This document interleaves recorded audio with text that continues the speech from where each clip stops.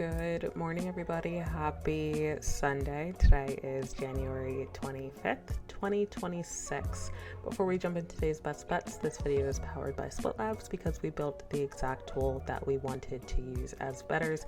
Split Labs shows you public betting splits, line movement, and market signals across every single major sport in one place. If you want access to all of the line movement, all of the data that we're going to be showing here today, what the market is doing, what they're kind of telling you maybe you shouldn't be doing or looking at.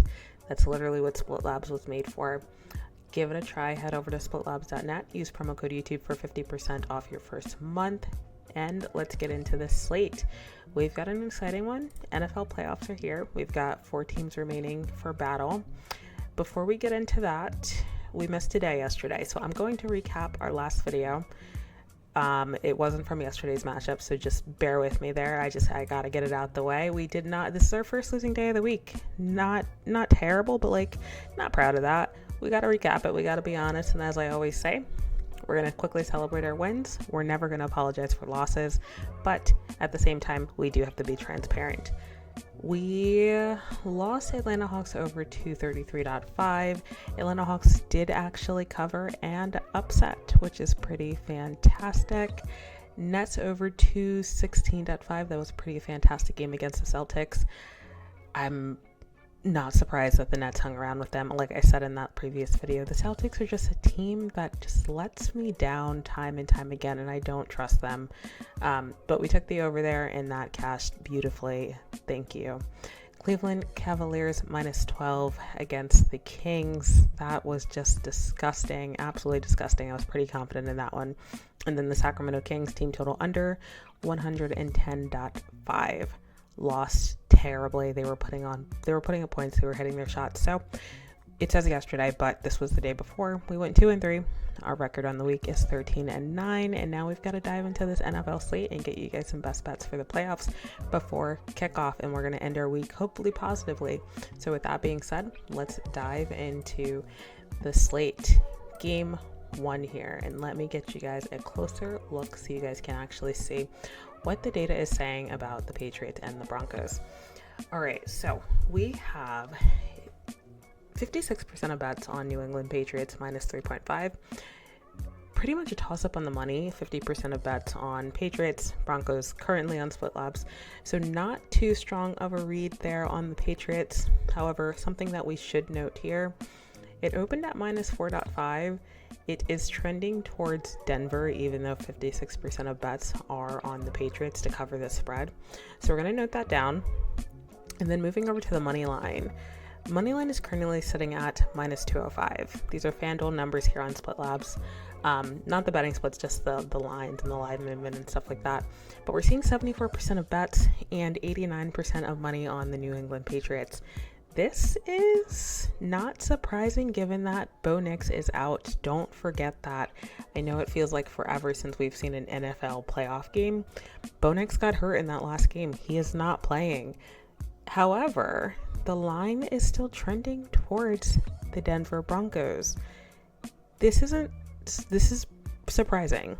These numbers on the Patriots, not surprising. I'm expecting everybody to jump on this. Denver's coming in with a backup QB. And no one's confident that the Broncos are going to pull this out. The Patriots have been on an absolute tear. Not surprising whatsoever. So this is definitely something to note. This is absolutely something that we need to be cautious about. We're going to keep moving before we dive into the rest of these numbers. Again, pretty much a toss-up on the total here. Playoff football is just always wonky. However, we're going to do our due diligence. It's a toss-up currently on the over, currently sitting at 43.5, 50% of bets, and then a little more money confident on this over 43.5.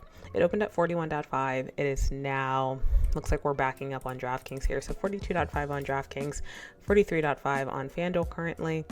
The line is trending toward that over. So if you're an over better, that's a pretty confident signal that your bet should hit. The market is following the bets and the money there. So that's a positive sign for you guys. I'm going to stay away from this total personally. it's just not speaking strongly enough to me. This is probably the clearest read on the board here, right? That this over is trending with the bets and the money, but I've got to focus on this matchup here. I absolutely have to. There's a backup QB in here playing in the playoffs, and look at how much money is on New England yet for each of the spread and the money line, both moving towards Denver. I don't know, guys. And it's been a trend in these videos that I haven't been taking the favorites as I look back on this week. I'm going Broncos, guys. I'm sorry. I think that somehow they keep it close. I don't think that this is going to be a blowout. I think it might be a low-scoring game, to be honest. I think they lean on their defense. I don't have them. The Broncos have never been a team that's airing the ball out and just throwing it down the field. So the fact that they don't have Bo Nix in this game, yes, it's crucial, absolutely. But the Broncos are a grinded-out team. Let me switch over to the view for you guys so we can kind of just look at these team stats between these teams. Offensively, let me just make sure that you guys can actually see it. Scoring, they match up really well together.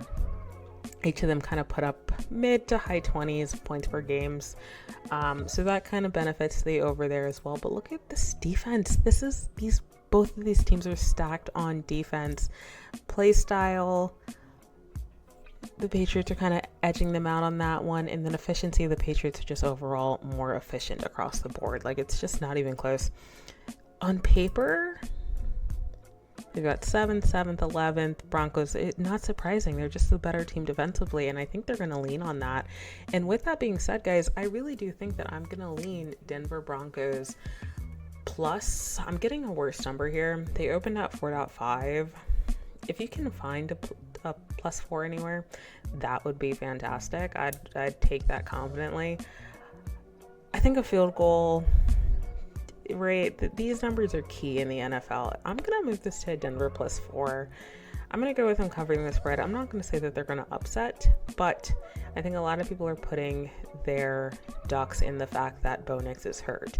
And I think that's a major driving factor. Don't get me wrong. But the Broncos have leaned on their defense, and that's why it's gotten them there. The defense is still there. Just because Bo Nix is out, I don't think that means that the Broncos are immediately disqualified. I think this is going to be a grinded out, disgusting, I don't want to say boring, but slower paced game that's just going to be exciting plays on defense. And with that being said, I'm going to go Broncos all the way, +4, lock it in for me. I'm going to avoid this total. What I'd recommend for you guys, if you're looking for maybe staying away from a side, typically in the playoffs, personally, I try to stay away from picking a side when it comes to playoff times, just because there's so few games, all the public, all the money is on it, so you really don't have too much variety to kind of pick your spots.